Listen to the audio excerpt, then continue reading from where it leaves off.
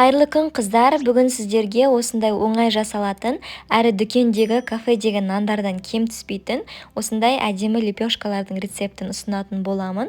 Видеоны соңына дейін қараңыздар және менің каналыма тіркеліп алыңыздар.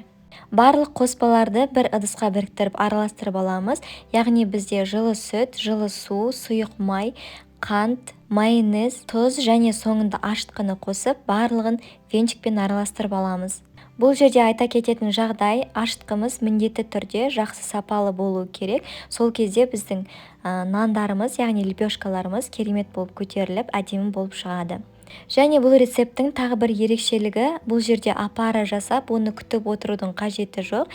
Яғни барлық қоспаларды біріктіріп, араластырып жіберетін боламыз. Және соңында електен өткізілген ұнды аз-аздан ғана қосамыз, яғни бізде ұн көп болып кетпеуі керек. Берілген массадан кішкене азырақ қоссаңыздар да болады. Бұл жерде сіздер қамырдың консистенциясына қарайсыздар, яғни қамыр бізде жұмсақ, қолға жабысып тұруы қажет. Міне дәл видеода көріп тұрғандарыңыздай қолға жабысып тұрады. Сол үшін оған кішкене ғана сұйық май қосып, қамырды тағы да бір қайтара илеп жібереміз. Кейін оның бетін жауып, 1-1,5 сағатқа жылы жерге көтерілу үшін қалдырамыз. Осыған дейін каналымда тандыр нанның рецептін салған болатынмын. Описанияда ссылкасын қалдырамын, кіріп көріңіздер.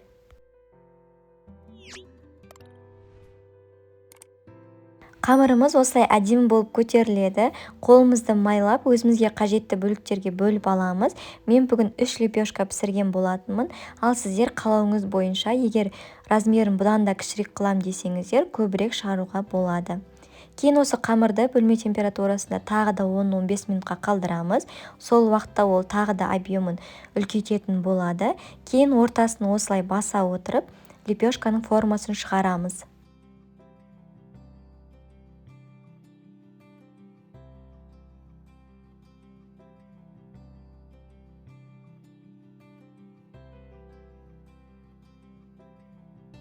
Жұмыртқаның сары мен сүтті араластырып аламыз және осыны лепешкалардың бетіне жағып шығамыз.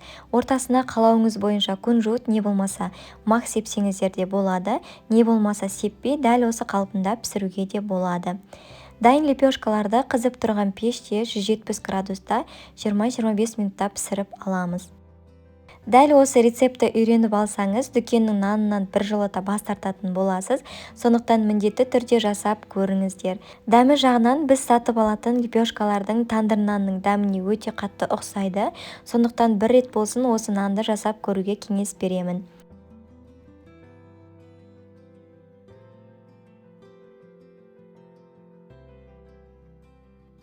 Осымен біздің өте оңай жасалатын әрі осындай жұп-жұмсақ нандарымыз, лепешкаларымыз дайын болды.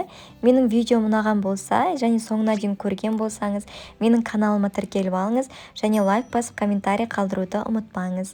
Баршаңызға ас болсын!